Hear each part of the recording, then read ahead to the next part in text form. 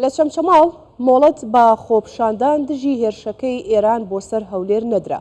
حسێن ئەنوەر ئەندامی سەرکردایەتی یەکێتی لاوانی پارتی دموکراتی کوردستان دەڵێ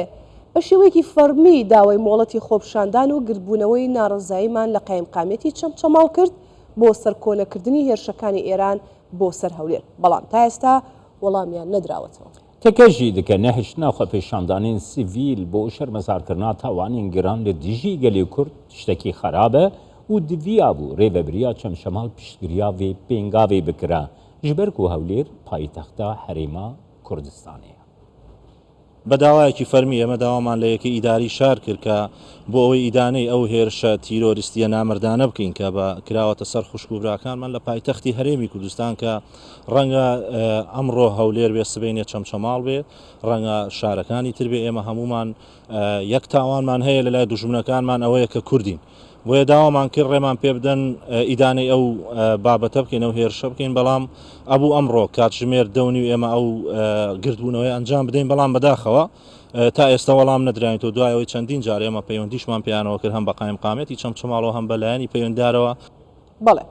هەر تایبەت بە مۆڵەت نەدان بە دەربڕینی خۆپشاندان و ناڕزایەتی لە چەمچەماڵ بۆی کە ئێستا بینیمان داوا کرابوو کە ناڕزایەتی دەربڕن بەڵام قایمقامی ناوچەکە مۆڵەتی نەداوە و لەگەڵیدا جۆرێک لە بێدەنگی باڵی کێشاوە بەسەر سلێمانیدا لەم کاتەدا دەمانوێت بزانین شرۆڤەی ئەم باسە بکەین بۆچی بەو شێوەیە. کامەران غەریب شرۆڤەکانی سیاسی بەڕێزیان لە سلێمانیەوە لەگەڵمان دەبن. بەڕێز کامەران ئەم کاتتان باش سپاس بۆی کە ئامادەن لەگەڵمان. پێم خۆشە بۆ دەست پێ بکەم لەگەڵ بەڕێستا بۆ خۆتان دەزانن کە سلێمانی هەر ناوەکەی شاری هەڵمەت و قوربانی بووە، ینی دەست پێشخەر بوو بۆ زۆر لە بابەتەکان و هەمیشە ڕای خۆی هەبووە لە شەقامدا، هەمیشە شەقامێکی زیندوی هەبووە. ئێستا لەم کاتەدا کە هێرش کراوەتە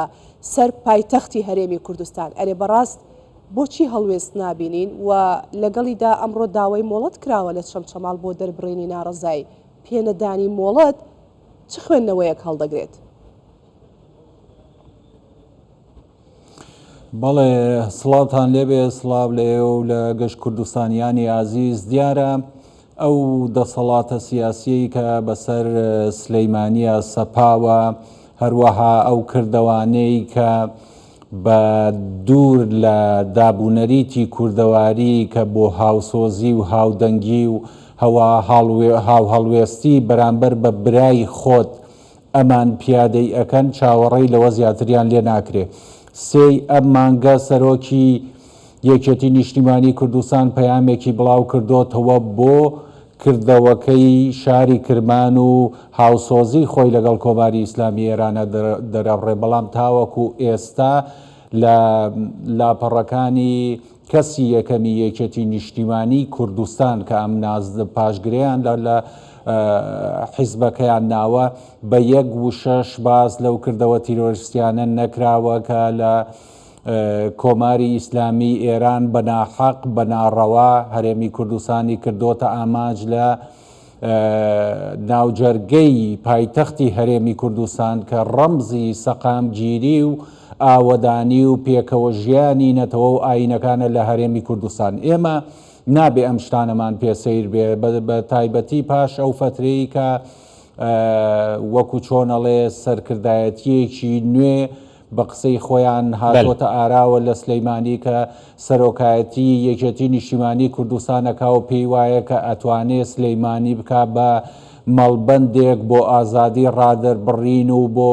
یەکتر قبولکردن، بەڵام کردەوەکانیان پێچەوانەی ئەمە ئەسەلمێنێ ئەوە ئەسەلمێنێ کە سلەیمانی لە ژێر هەژمونێکی فارسیایە کە بە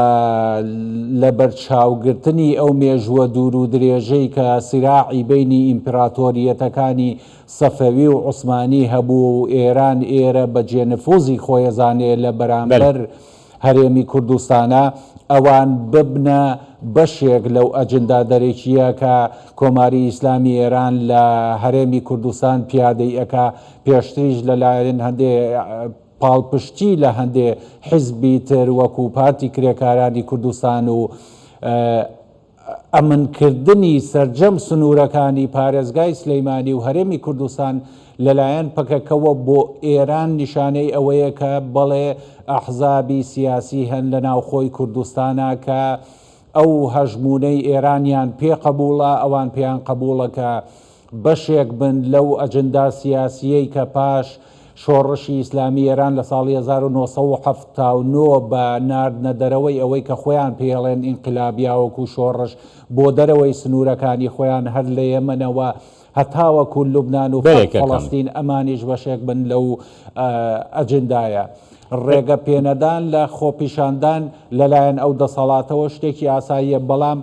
بۆچی کامیران و نووسەران و ئەوانەی کە خۆیان بە ڕۆشنبیرزانێک و خەڵکی کوردستان قبوڵە ئەمە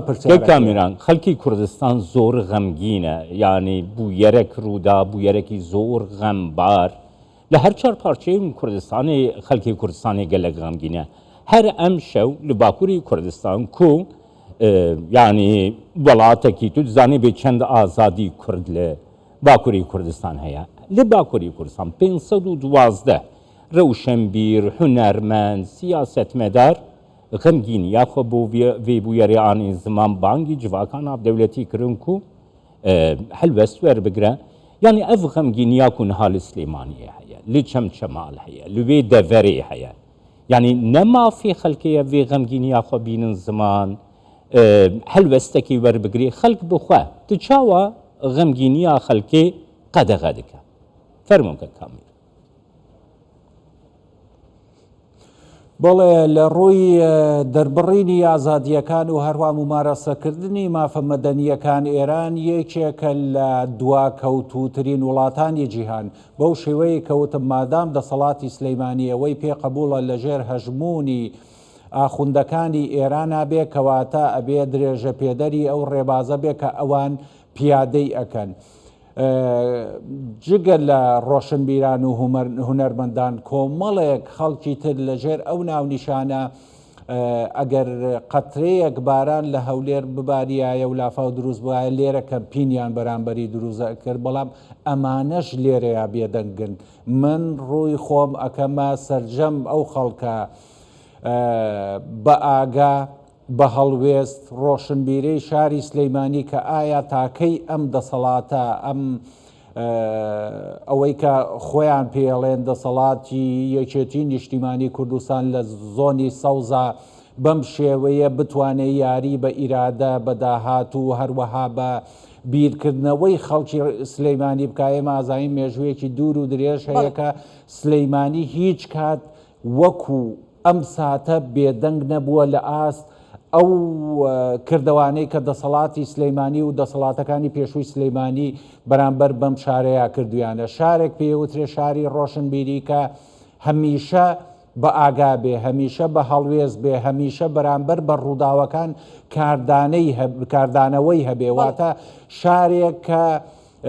کپ و بێدەنگ کرابێ ئەوە نازناوی ڕۆشنبیری لە خۆ ناگرێ. ڕووی من لە خەڵکەکەی سلەیمانی نییە، خەڵکی سلەیمانی خەڵکێکی ئازا بە جەرگ بە هەڵوێستن، بەڵام ئەو دەسەڵاتی کە بەداخەوە دەسەڵاتی گرتووە بەسەر شاری سلەیمانی و ئەو ناوچەیە بەگشتی دەسەڵاتێکە کە نایەوێت دەنگێکی جیاواز ببیستێ. بەڕێز کامەران، بەڵێ کەواتە کاتێک پرسەکە پرسی نیشتیمان و خاک بێ بۆ دەبێ کێشە سیاسیەکان تێکەڵاوی پرسە نیشتیمانی و پرسی خاک بکرێ بۆ نابێ کۆدەنگی دروست بکرێ، کەواتە ئەمە بەرەو چه ئاقارێک و مەترسیەک دەمان بات. بەڵێ ئەتوانی پرسی خاک و نەتەوە لە یەکێک بپرسی کە خۆشەویستی خاک و نەتەوە لە دڵیا بێ، بەڵام یەکێکە بوو بێتە گرێدراوی وڵاتێکی دەرەکی ناتوانانی هیچ شتێکی بەرامبەر بکەی بۆ لەبەر ئەوەی خۆشەویستی ئەو بۆ شاری کرمان لە هەولێر زیاترە، بۆیە بڵاوی پێیان بۆ شاری کرمان بڵاوە کاتەوە، بەڵام بۆ هەولێری بڵاو ناکاتەوە. ئێمە کوردین، مادام هەمومان کوردین لە باکوور و باشوور و ڕۆژهەڵات و ڕۆژاوە، خەمی هەموو کوردێک پێویستە خەمی ئێمە بێ بە مەرجێک ئەو حیزبە سیاسیانەی کە لە ناخی خەڵکی کوردستانەوە هەڵقوڵاون، واتە گرێدراوی هیچ ئەجندایەکی بیانینین، گرێدراوی هیچ وڵاتێکی بیانینین بتوانن بە شێوەیەکی دروست ئاراستەی شەقام بکەن، ڕایگشتی بوروژێنن، هەروەها خۆیان بە خاوەنی ئەو هەڵوێستە نیشتیمانیانە بکەن کە خەڵکی کوردستان دەریە بڕێ. پارتی دیموکراتی کوردستان ئەمەی سەلماندووە کە هەمیشە لە خەمی ئەوەدایە کە دەستی دەرەکی لە کوردستان ببڕێ، بۆیە هەمیشە بەم شێوەیە باجی ئەداتەوە و ئەمەی ئەم جارش کە کۆماری بەناوی ئیسلامی ئێران لە هەرێمی کوردستان کردی ڕاگەیاندنی شەڕێکە، سەرەتای دەستپێکردنی شەڕێکە کە سەرجەم ناوچەکە لە خۆیەوە ئەگلێنێ ئێمە بینین کە لە پاکستان دەستدرێژی کردوتە سەر خاکی پاکستان کە پاکستان وەڵامی داوەتەوە. لەبەر ئەوەی عێراق وڵاتێکە بێدەرگا و پەنجەرەیە، حوشەی پشتەوەی ئێرانە، دەسەڵاتە میلیشیایەکانی کە درێژکراوەی دەسەڵاتی ئێرانن حکمی عێراقەکەن، بۆیە عێراق جگە لە ئیدانەکردنێکی شەرمنانە، جگە لە هەڵوێستێکی لەرزۆک ناتوانێت هیچ هەڵوێستێکی جددی بەرامبەر بە ئێران بنوێنێ. ئەمە لە کاتێکایە کە ئێران پاش 42-43 ساڵ لەو شۆڕشەی کە بەرپای کردووە لە باری ئابووری هاوڵاتیانی خۆی لەو پەڕیدا تەپینایە، بەڵام زۆربەی بودجەی خۆی بۆ گروپە تیرۆریستیەکان لە لوبناان و لە یەمەن و لە عێراقا سەرفەکە. ڕێژەی هەڵاوسان لە ئێران لە ماوەی 75 ساڵی ڕابردووە بە هیچ شێوەیە گۆ کوێستان نەبووە. بەڵێ سپاس بۆ بەڕێز کامەران غەریب، شرۆڤەکاری سیاسی کە ڕاستەوخۆ لە سلێمانیەوە لەگەڵمان بووی. دەست خۆش.